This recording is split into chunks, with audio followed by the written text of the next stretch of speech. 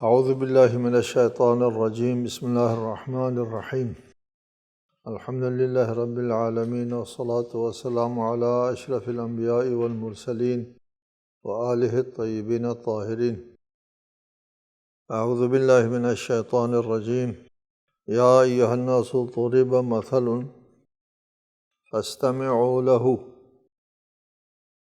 ان الذین تدعون من دون اللہ لن يخلقوا ذبابا وَلَوْ اجْتَمَعُوا لَهُ وَإِنْ يَسْلُبْهُمُ الذُّبَابُ شَيْئًا لَا يَسْتَنْقِذُوهُ مِنْهُ ضَعُفَ الطَّالِبُ وَالْمَطْلُوبُ۔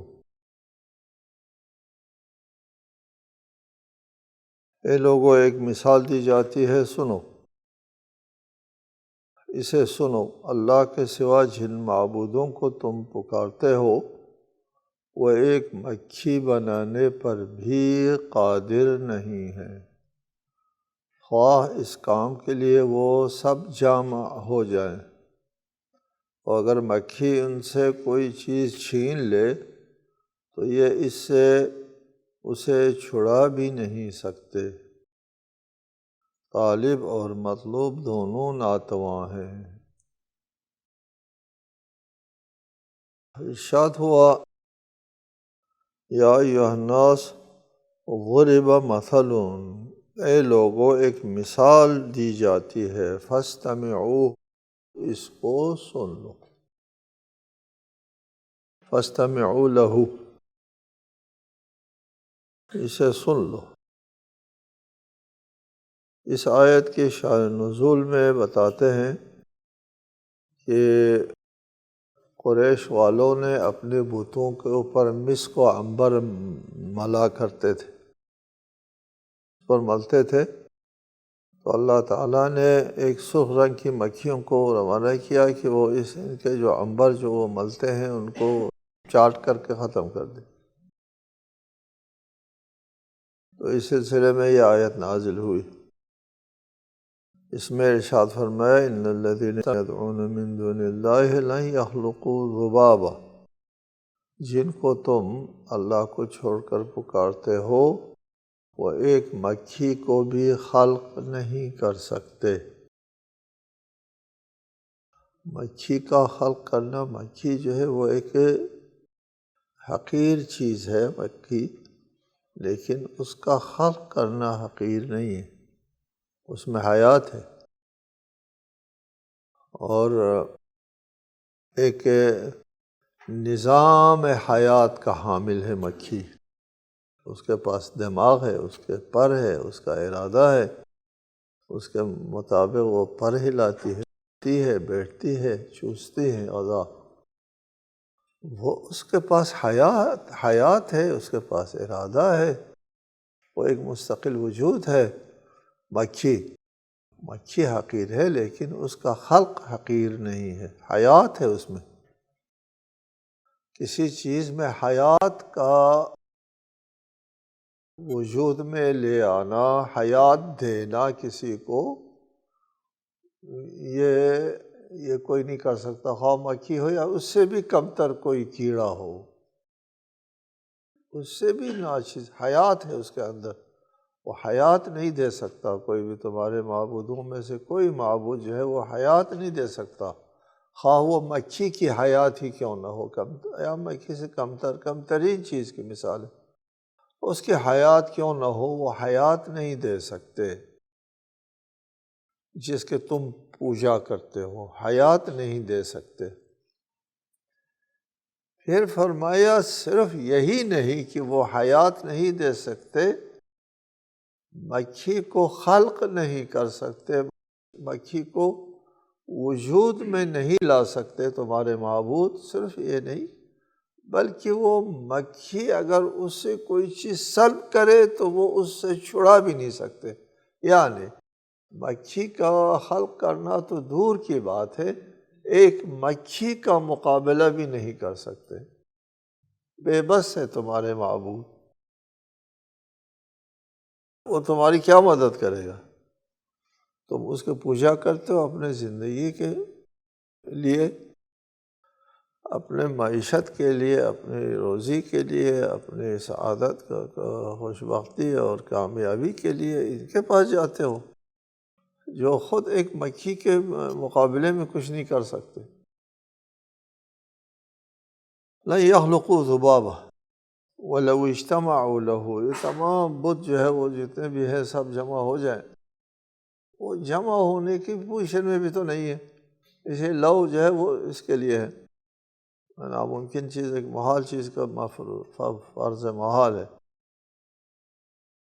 وَإِنْ يَسْلُبْهُمُ الذُّبَابُ شَيْئًا لَا يَسْتَنقِذُوهُ مِنْهُ، اگر ذباب یعنی مکھی ان سے کوئی چیز چھین لے تو وہ اسے بھی چھڑا نہیں سکتے۔ ایک مکھی کے مقابلے میں بھی یہ لوگ کچھ کرنے کی حیثیت میں نہیں ہے۔ ضعف الطالب والمطلوب، یہ طالب یعنی یہ جو پوجا مشرکین جو جن کا پوجا کرتے ہیں، یہ جو مشرکین بھی ضعیف، ناتواں، اور ان کا مطلوب اور بت بھی اس سے بھی گزرے ناتواں ہے، یہ بھی تم کچھ نہیں کر سکتے اور ان کے بت بھی کچھ نہیں کر سکتے، دونوں ناتواں ہیں۔ اس کے بعد فرمایا ما قدر اللہ حق قدرہ ان اللہ لقوی عزیز، ان لوگوں نے اللہ کی ویسی قدر نہیں کی جیسے قدر کرنے چاہیے تھی، اللہ یقیناً بڑا طاقت رکھنے والا، غالب آنے والا ہے۔ اللہ کی قدردانی نہیں کی ان لوگوں نے، اللہ کی جگہ اس بے بس اور بے حس بتوں کو رکھ دیا۔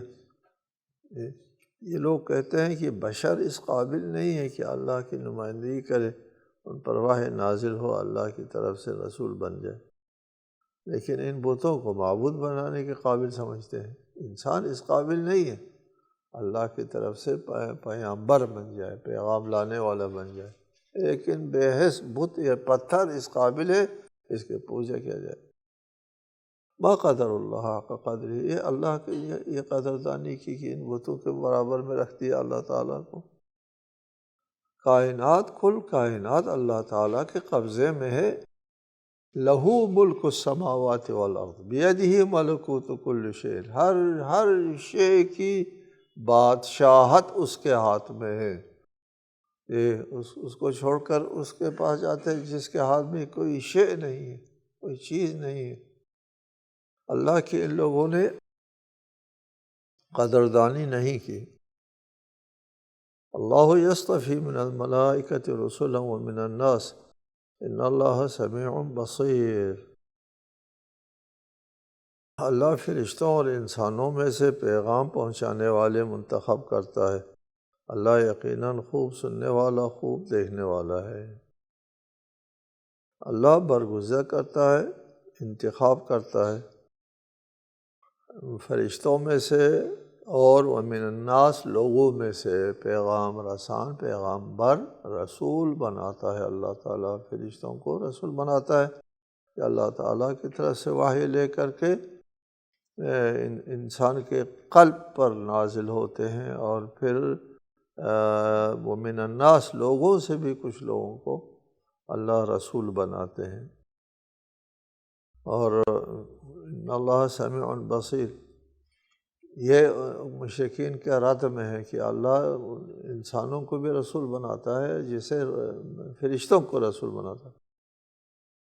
مشرکین کہتے تھے اللہ نے اگر کسی کو رسول بھیجنا تھا تو کسی فرشتے کو ہماری طرف کیوں نہیں بھیجا؟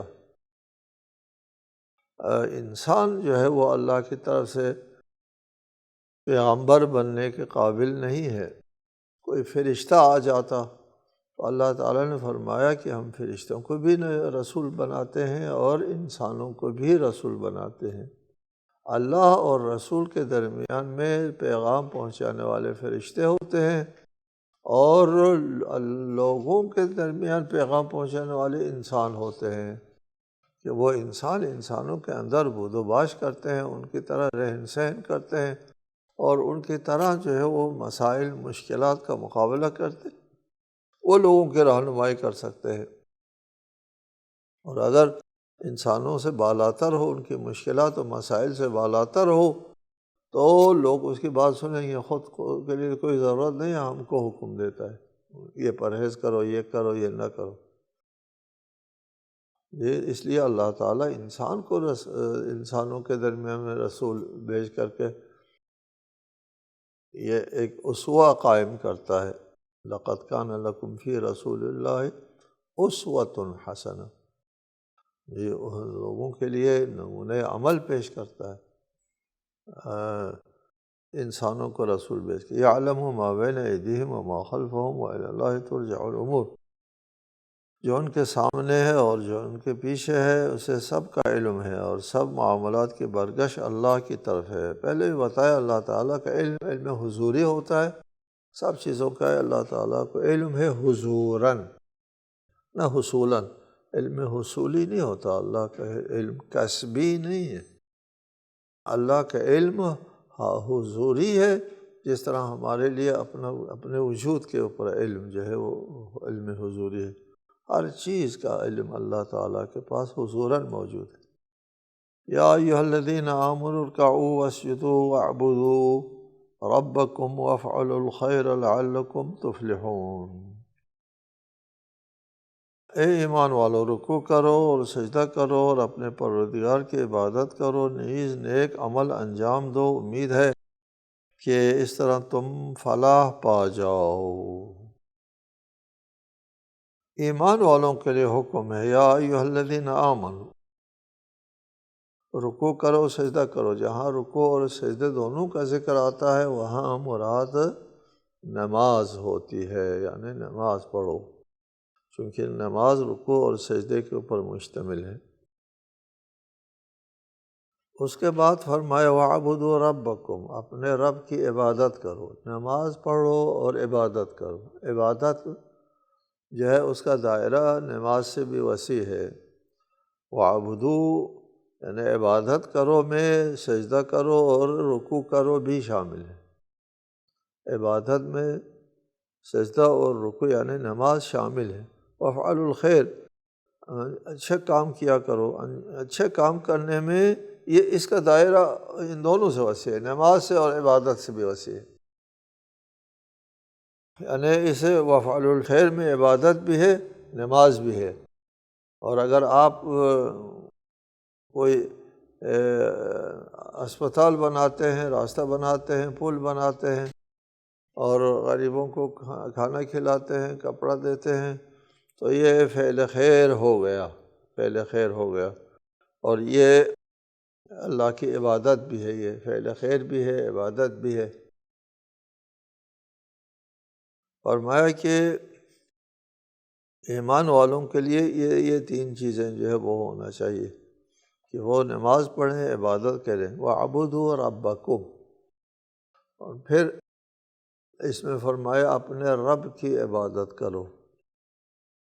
یہاں پر لفظ رب آنے کا مطلب یہ ہے، جیسا کہ ہمیشہ ہم آپ کو بتاتے رہے ہیں کہ عبادت کی تعریف کیا ہے۔ عبادت کی تعریف یہ ہے کہ کسی کو رب اور خالق سمجھ کر اس کی تعظیم کرنا عبادت ہے۔ وَاعْبُدُوا رَبَّكُمْ، کیونکہ میں تمہارا رب ہوں، اپنے رب کی عبادت کرو، چونکہ عبادت رب کی ہوتی ہے۔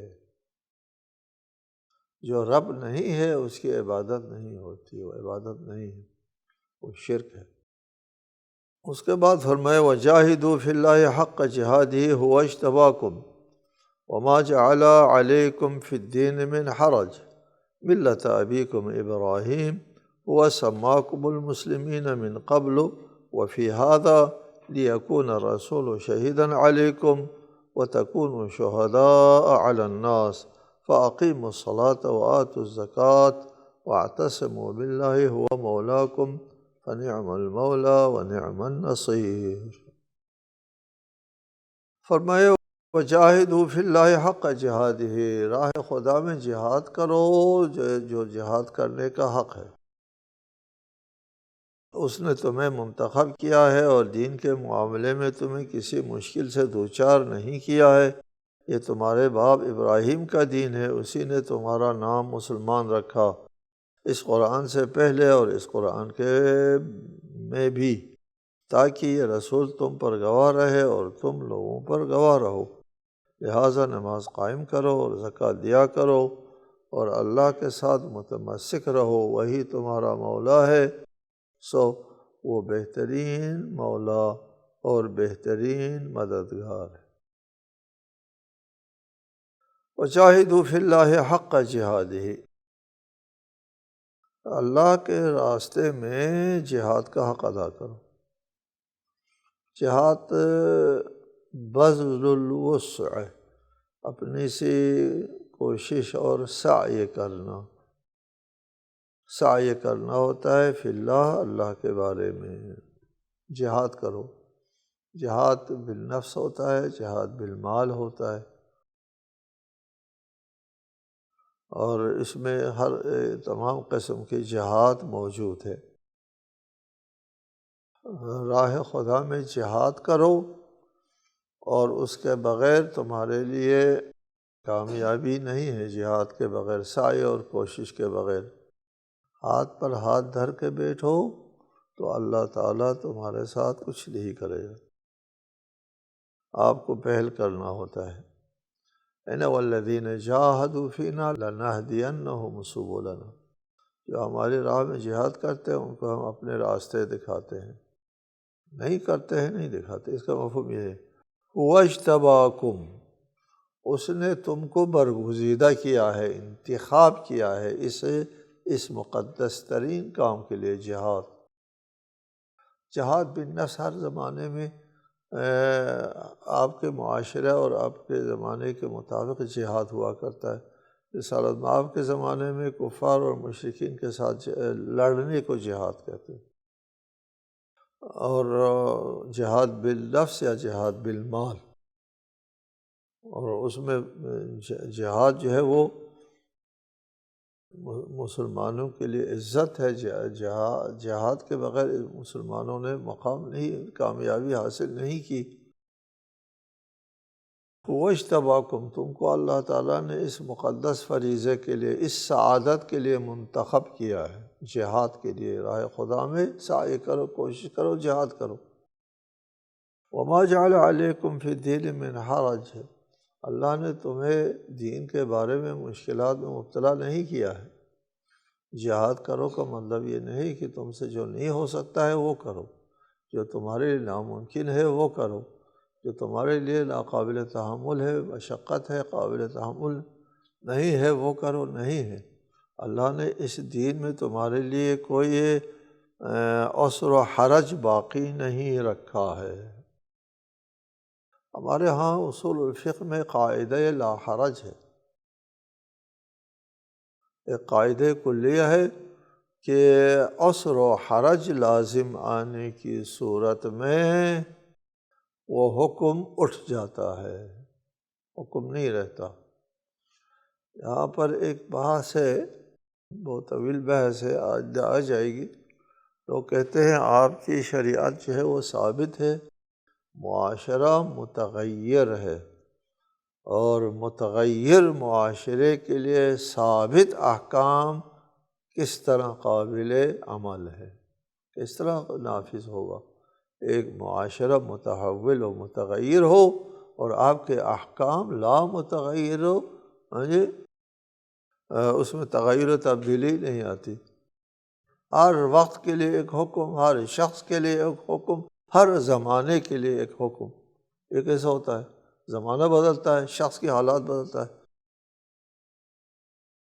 اس کے جواب میں ایک وسیع بحث ہے یہ۔ اس کے جواب میں یہ کہا جاتا ہے کہ ایسا نہیں ہے، انسان کو آپ کہتے ہیں انسانی معاشرہ متغیر ہے، ہمیشہ تغیر میں ہے۔ بہت ساری باتیں، 2-3 درجن باتیں ہم بتا سکتے ہیں جو انسان کے لیے لا تغیر ہے۔ آدم کے زمانے کے انسان بھی کھانے کا محتاج ہے، آج کا انسان بھی کھانے کا محتاج، پینے کا محتاج۔ اس کو پیاس لگتی تھی، اس کو بھی پیاس لگتی ہے۔ وہ اولاد سے محبت کرتے تھے، آج بھی اولاد سے محبت، مال سے محبت کرتے تھے، مال سے محبت کرتے ہیں، ضرر کو پسند نہیں کرتے۔ بیسوں چیزیں ہم بتاتے ہیں کہ لا تغیر ہے انسانوں میں۔ کیسے کہتے ہیں آپ متغیر ہے؟ یہ بہت ساری باتیں انسان تمام انسانوں میں یکساں ہے، کوئی تغیر و تبدیل نہیں، ٹھیک۔ اور ادھر احکام پہ کس نے، آپ نے کہا کہ آپ کے احکام ثابت ہیں، ہم دونوں کو نہیں مانتے، آپ کی دونوں باتوں کو نہیں مانتے۔ معاشرہ متغیر ہے ہمیشہ، اس کو ہے کسی حد تک ہے، لیکن کاملاً اس کو نہیں مانتے۔ اور آپ کے احکام ثابت ہے، اس کو بھی نہیں مانتے، ہمارے احکام ثابت نہیں ہیں صاحب، سارے کے سارے احکام ثابت نہیں ہے، ہمارے احکام میں بھی ہے تغیر و تبدیلی ہے۔ ہمیشہ ہر شخص کے لیے ایک حکم، ہر زمانے کے لیے حکم، ہر حالت کے لیے ایک حکم نہیں ہے۔ یہ ان میں ہم بہت ساری چیزیں بتا کر کے بیان کرتے ہیں، دیکھو یہ حکم، یہ حکم، یہ حکم، بہت ساری چیزیں، یہ وہ حالات کے ساتھ، وقت کے ساتھ، زمانے کے ساتھ یہ بدلتا ہے، تبدیل ہوتے ہیں۔ ان میں سے ایک یہ ہے، عسر و حرج ہے، آپ کے لیے مشقت ہے، حکم بدل جاتا ہے، ٹھیک ہے۔ ہر شخص کے لیے ہمیشہ ایک حکم، کہ ہر شخص ہمیشہ وضو کرنا، غسل کرنا ہی نہیں ہے، جی۔ اگر اس کے لیے غسل کرنا، وضو کرنے میں عسر و حرج ہے، وہ حکم وضو اٹھ جاتا ہے۔ روزہ رکھ نہیں سکتا ایک آدمی، بوڑھا ہونے کی، مریض ہونے کی وغیرہ، وہ حکم اٹھ جاتا ہے کہ ابھی نہ رکھو روزہ، بعد میں جب ممکن ہوا تو رکھو۔ بوڑھا ہے کہ یار بوڑھا ہو گیا، بعد میں بھی نہیں رکھ سکتا، چلو ابھی بھی نہ رکھو، بعد میں بھی نہ رکھو، ٹھیک ہے۔ عسر و حرج لازم آتا ہے، حکم اٹھ جاتا ہے۔ کس نے کہا تم کو کہ ہمارے ہاں احکام تمام کے تمام ثابت احکام ہیں، لا یتغیر، ایسا نہیں ہے۔ ان میں سے ایک قاعدہ عسر و حرج ہے، ملت ابیکم ابراہیم،